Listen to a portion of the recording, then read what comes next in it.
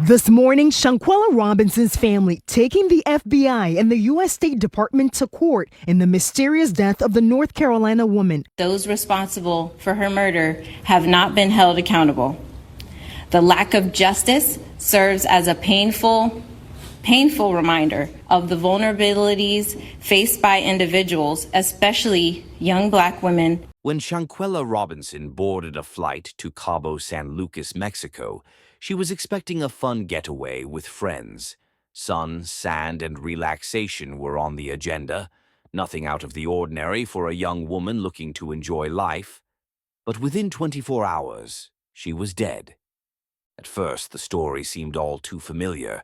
Another tourist tragedy, another case of alcohol poisoning under the warm Mexican sun. That's what the local police report suggested.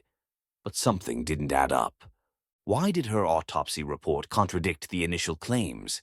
Why did it list fatal neck and spine injuries instead of alcohol poisoning? And then, the video surfaced. A chilling clip circulated online, showing Shanquella being brutally beaten inside the rental villa.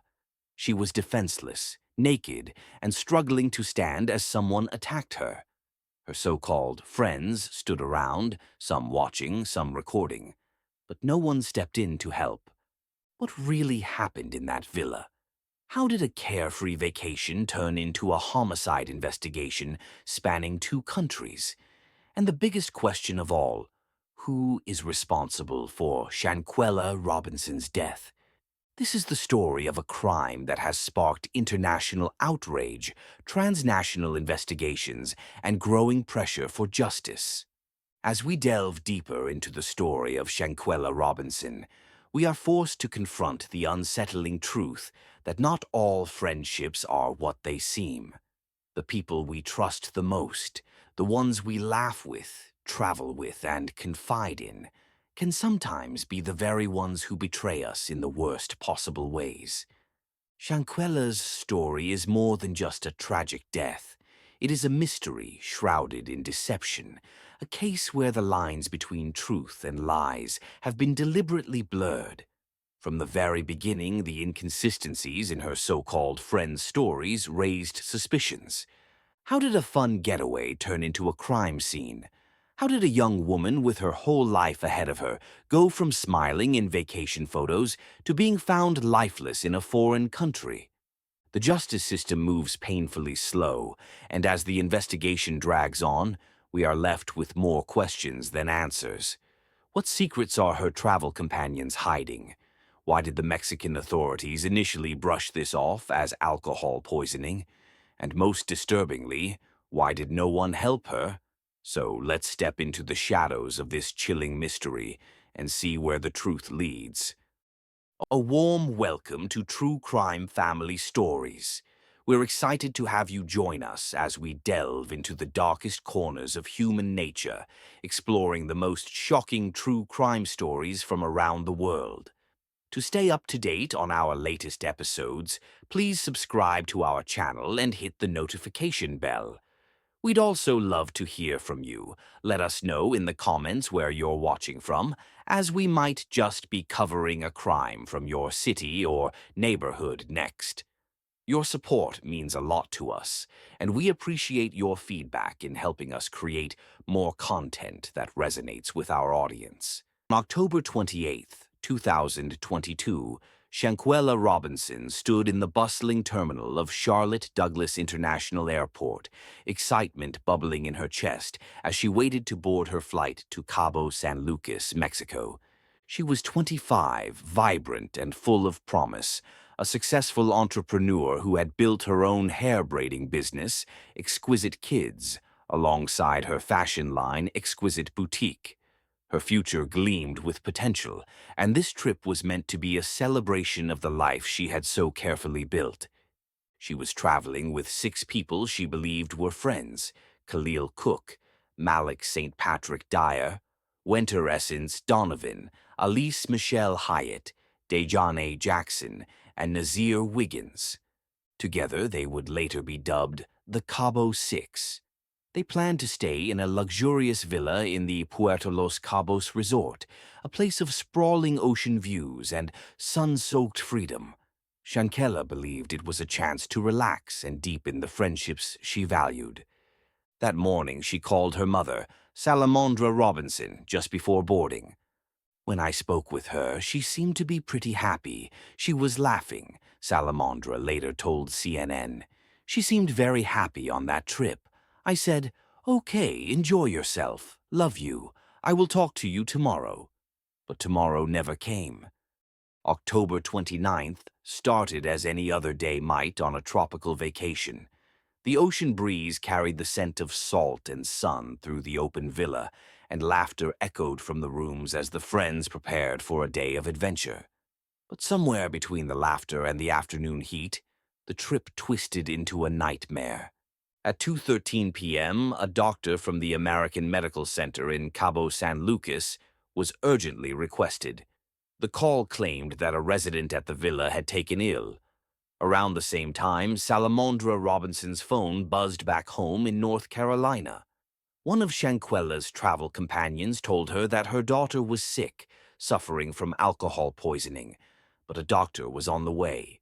Fear rippled through Salamandra, but she held on to the reassurances of Shanquella's so-called friends, trusting that they would care for her daughter. She did not yet know that trust was the most fatal mistake. Within the hour, Dr. Carolina Beatriz Ornelas Gutierrez arrived. She would later recount what she found.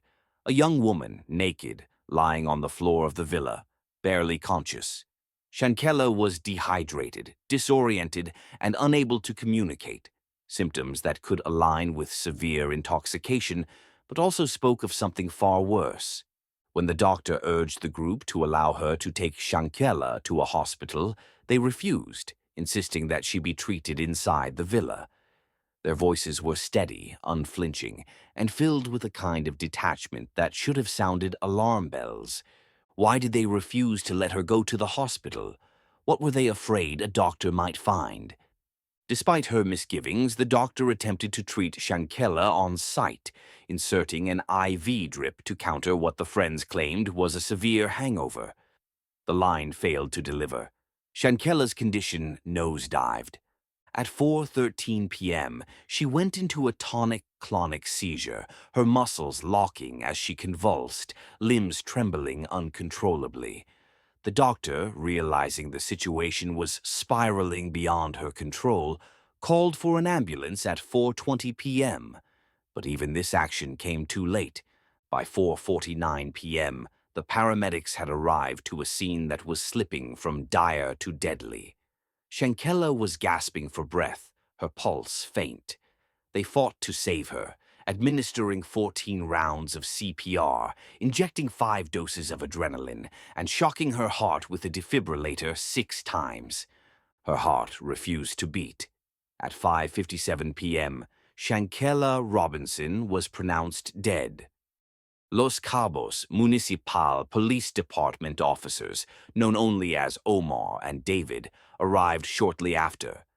The doctor repeated what she had been told by the friends, that Shankela had consumed too much alcohol. The official police report later concluded the cause of death as cardiopulmonary arrest, with no mention of any internal injuries. Mexican authorities, accepting the account given by the friends, saw no immediate need for deeper investigation. Back in North Carolina, Salamandra Robinson received a call that shattered her world. Her daughter was gone, and the story that her friends told, that alcohol had stolen Shankela's life, made no sense. "I know alcohol poisoning, and that didn't sound like alcohol poisoning to me," Salamandra later said. The days after Shankela Robinson's death were filled with unbearable grief for her family. But what followed was something even worse: confusion, deception, and a growing sense of betrayal. When Salamandra Robinson, Shankela's mother, first received word of her daughter's passing, the explanation she was given was simple, almost dismissive: alcohol poisoning. The friends who had traveled with her to Cabo San Lucas, Mexico, called with quiet, measured voices, insisting that it had been a tragic accident. At first, in her shock and devastation, Salamandra wanted to believe them. But as the calls continued, a gnawing doubt crept in. Each friend who spoke to her had a different version of events. Some claimed a maid had found Shankela unconscious, while others said they had to call a doctor. One even insisted that the apartment concierge had made the call for medical help. None of them seemed to agree on what had happened, as if they hadn't even been in the same place when she died. The inconsistencies deepened. Where had they found her body? One friend told Salamandra that Shankela had been discovered on the floor. Another said she had been in a bed, while a third, speaking to Bernard Robinson, Shanquella's father, claimed they had found her sitting in a chair. The stories were tangled and contradictory, unraveling with every question the family asked. Salamandra struggled to make sense of it. When the friends first called, they said they had called for a doctor, but no medical professional had even arrived yet when they made that claim. The idea that her daughter had died of alcohol poisoning without any real medical confirmation felt like an excuse, one that collapsed entirely when she suggested taking Shankela to the hospital. The response she received left her cold. Her travel insurance won't work in Mexico, they told her. They need $5,000 in cash before she can be seen. The conversation haunted her. $5,000. In cash? It made no sense, and every new detail added to the deepening pit in her stomach. The family pressed for answers, the gut feeling that something more sinister had occurred gnawing at them. And as the days passed, a video surfaced, one that would set the entire internet ablaze with horror and fury. The footage was brutal. It showed Dejanai Jackson, one of Shankela's friends, viciously attacking her inside the villa. Shankela was naked and defenseless, offering no resistance as Jackson pummeled her with punches and slammed her to the floor. In the background, a man's voice could be heard, cold and detached. At least fight back. But Shankela never raised a hand. She didn't stand a chance. The clip spread across social media, igniting a storm of outrage. The earlier claims of alcohol poisoning unraveled as people demanded answers. Why had none of the friends tried to stop the attack? Why had they lied to her family? November 5th, the autopsy report finally arrived. It contradicted every word the Cabo Six had spoken. Shankela had not died from alcohol poisoning. The cause of death was a severe spinal cord injury and atlas luxation, a brutal separation of her skull from her spine. The injury was catastrophic, killing her within 15 minutes. There was no sign of alcohol poisoning, nor any explanation as to why her companions had lied. With the truth revealed, public outrage exploded. The Mexican authorities, under pressure, reopened the case. An arrest warrant was issued for Dejanai Jackson, but the others remained free, their guilt swimming in the shadows of a botched investigation. Shankela's family refused to let the story die. This was a setup, Salamandra said, her voice thick with a mother's fury. They all need to be in jail, not just the one who did the fighting, everyone who stood by and watched. Shankela had not died of alcohol poisoning. Her body had suffered a brutal spinal cord injury and a broken neck. The words on the page stared back at Salamandra, black and cold, unraveling every lie she had been told. Her daughter had been attacked. The truth hit her like a blow, but the worst of it was yet to come. The body was returned home to Charlotte, North Carolina, on November 12th. When Salamandra saw it for the first time, her knees almost buckled. Shankela's face was bruised, her eyes swollen shut, her lip busted. There was a knot on her head, clear, undeniable evidence of violence. It wasn't just a suspicion anymore. Her daughter had been beaten to death. The United States Department of State released a cold, impersonal statement on November 16th, acknowledging the reports but refusing to comment further. "We are aware of these reports. Protecting the welfare of U.S. citizens overseas is among our top priorities. Out of respect for the privacy of those involved, we have no further comment at this time. The words felt hollow. The family had been fighting for answers for weeks, battling bureaucracy in both Mexico and the United States, pleading for someone to take a closer look at the case. But the official response dismissed their concerns, acting as if there were no clear evidence of foul play, even though the video of Shanquella being violently attacked had already gone viral. The funeral was held on November 19th at Macedonia Baptist Church in Charlotte. As loved ones gathered to say goodbye, the grief was mixed with something sharper: rage. How had this happened? How had 6 people who claimed to be her friend allowed this? And worse, how had they stood in front of her mother, lied to her face, and walked away as if Shankella's life had meant nothing? The Robinson family refused to let it go. Quilla Long, Shanquella's sister, launched a GoFundMe campaign seeking legal fees to fight for the truth. In a statement, she made their mission clear. The United States State Department released a statement claiming no clear evidence of foul play. Yet there is a video circulating of a woman violently attacking Shanquella. This statement is unacceptable, and we are beyond devastated. We continue to fight for the truth. 2 weeks had passed, and still there were no arrests, no charges, and no justice. Shanquella Robinson had gone on a trip with friends. She had trusted them, and in return they had left her to die, lied about it, and returned home as if nothing had happened. Her family refused to let that be the end of the story. The fight for justice in the case of Shanquella Robinson stretched on for months, filled with frustration, dead ends, and unfulfilled promises. It was a battle her family never expected to fight, but one they refused to abandon. On November 18, 2022, the FBI's Charlotte field office confirmed that they had opened an investigation into Shanquella's death in Cabo San Lucas, Mexico. It was a glimmer of hope for her grieving family, who had spent weeks demanding action. But the agency made one thing clear: their investigation was entirely separate from Mexico's, and they had no insight into what Mexican authorities were doing. A spokesperson emphasized this point, stating, "Due to the ongoing investigation, we have no further comment." Still, reports surfaced that FBI agents had been seen at the crime scene in Los Cabos, fueling speculation that real progress was being made.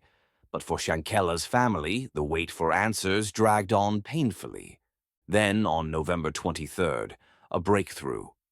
Daniel de la Rosa Anaya, Attorney General of Baja California Sur, publicly announced that an arrest warrant had been issued for a suspect in the case, an American citizen, one of Shanquella's travel companions, and the person they now referred to as the direct aggressor. In a video interview with BCS Noticias, the Attorney General dismissed previous claims that Shanquella had died from alcohol poisoning or injuries from a fight. He made it clear she had been murdered. Her cause of death was a direct assault that fractured her spinal cord.